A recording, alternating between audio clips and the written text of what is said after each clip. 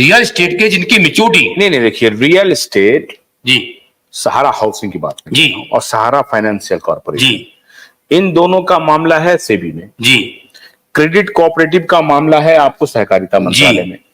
Credit cooperative का जो पैसा मिलना है वो सहकारिता मंत्रालय से मिलना है जी, उसकी जिम्मेदारी ले रहे हैं अमित शाह जी जी। और जो Sahara financial and Sahara real estate वाला जो मामला है, इसका जो पैसा है वो है सेबी के पास जी। तो वो भी वित्त मंत्री कह रही हैं कि वो भी पैसा हम देने के लिए तैयार है, उसका कागज लाओ।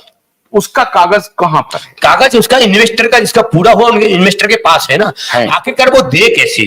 आप पोर्टल लॉन्च करेगा सेबी का। देखिए मैं यही कह रहा हूं, सारे राजनेता, सारे मीडिया, मोदी मीडिया जो दिखाया है, देखिए वित्त मंत्री का ये वाक्य नहीं दिखाया कि उन्होंने कहा है कि पोर्टल, उन्होंने पूछा है, सांस्कृतिक भाषा को समझिए, उन्होंने पूछा, उन्होंने भी दिया है कि पोर्टल के माध्यम से इतना पैसा बांटा। वो जवाब सहकारिता मंत्री अमित शाह को देना था, उन्होंने क्यों दिया? जब डिपार्टमेंट डाला गया तो उनको देना था, लेकिन उन्होंने सारा पूरा अपने ऊपर लेकर के गोल गोल उसको घुमा के दे दिया कि पेपर लाओ, पैसा ले जाओ। आम नागरिक नहीं जानता। पेपर लाओ वो कह रहे हैं, पोर्टल पर ही पेपर लाओ। पोर्टल पर तो दे दिया। ये जो पोर्टल है, इस पोर्टल पर भी आप वो पैसा ले सकते हैं। वो अगर वो मैच हो जाएगा तो आपको मिल जाएगा। वो उस पोर्टल पर ले ही नहीं रहा है, ऐसा नहीं है, सिर्फ क्रेडिट को। देखिए वो सीआरसी का पोर्टल है और जो रियल एस्टेट का पोर्टल है वो सेबी का पोर्टल है। सेबी के पोर्टल में ओनली उसने अकाउंट नंबर मांगा है और सीआरसी के पोर्टल में जनता को घुमा दिया है। देखिए मेंबरशिप, एक मिनट, मैंने किया है, मेंबरशिप मांग रहा है, रसीद नंबर मांग रहा है, अकाउंट नंबर मांग रहा है, ओपनिंग डेट मांग रहा है और आपका मूलधन मांग रहा है। सारी चीज क्यों मांग रहा है? जबकि पैसा सहारा इंडिया भुगतान करती है तो अकाउंट नंबर से करती है। अब कई सर्टिफिकेट के पास आपका मेंबरशिप नहीं है, कई सर्टिफिकेट के पास अकाउंट नंबर नहीं है।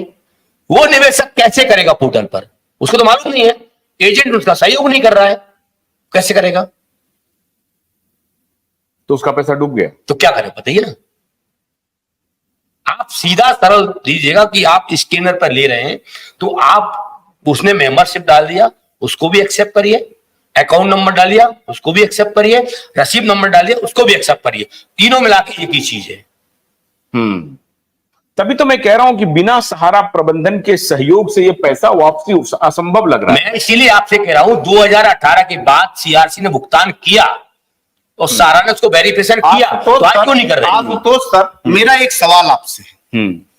आप धरती और आसमान से सहारा प्रबंधन तंत्र को खोज करके ला दीजिए। चाहती है कहां सहारा प्रबंधन? नहीं, सहारा प्रबंधन के तो है ना अधिकारी है, काम कर रहे हैं। एक भी बंदे को कभी इस मंच पे ला करके बैठाइए ना, हम आके बैठे हैं ना, आइए ना, तब उनकी बात करिए। आज जो दर्द में है, पीड़ा में है, जो बात करने वाले हैं, वो आपके मंच पे आ रहे हैं, वो क्यों नहीं आ रहे हैं बताने? स्पष्टीकरण क्यों नहीं दे रहे हैं? वो तो डरपोक है। तो क्यों डरपोक की बात कर रहे हैं सर? नहीं, डरपोक को तो जब डंडा चलता है तो वो अपना हिसाब देता है।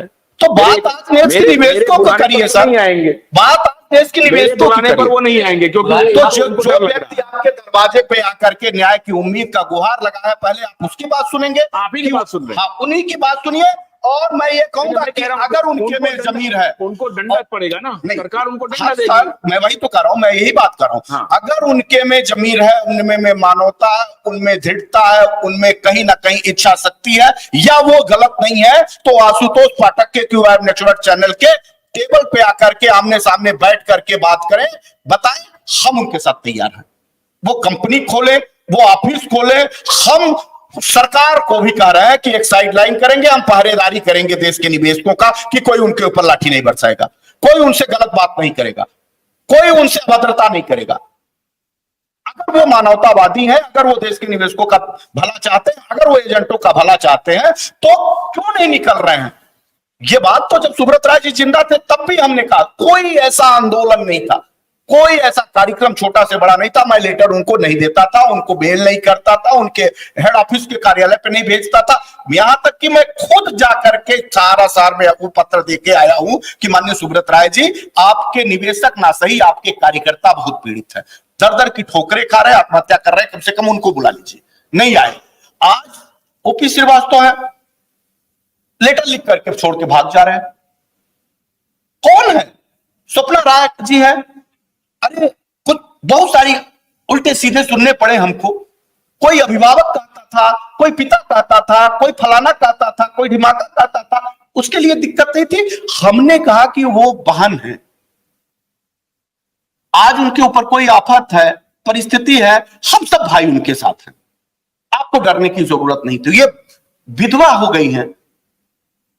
अगर कोई उनके ऊपर दबाव बना रहा है, 12 लाख कार्यकर्ताओं की फौज उनके पास है, 13 करोड़ इन्वेस्टर कहे जाने वाले लोगों का साथ उनके पास है, किसकी हैसियत और हिम्मत है जो स्वप्ना राय को आगे आके बोलने पे विवश ना करे और उनके साथ देने के लिए आप आइए। तो अब हमने जब बहन कह दिया तो कुछ लोगों को प्रॉब्लम हो गई।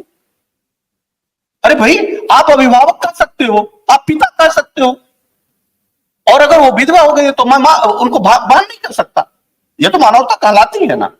मैं स्वप्ना राय जी से आज भी कह रहा हूं, आपको किसी से डरने की जरूरत नहीं, सरकार से भी डरने की जरूरत नहीं, उनके पुत्रों को भी किसी से डरने की जरूरत नहीं।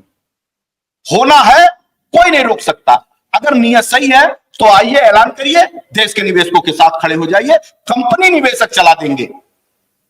आज भी एक संगठन कर रहा, आंदोलन ये बात आपके मंच से कर रहा है, अपनी टीम के साथ कर रहा, मैं सहारा के प्रबंधक तंत्र के साथ खड़ा हूं।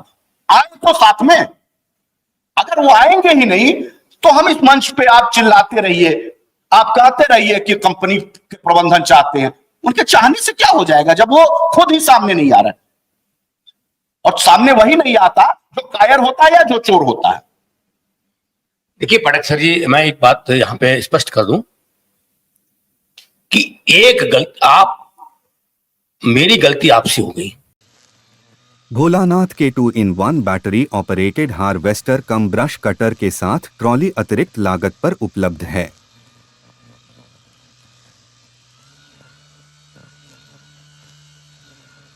अधिक जानकारी के लिए कृपया दिए गए नंबर पर कॉल करें।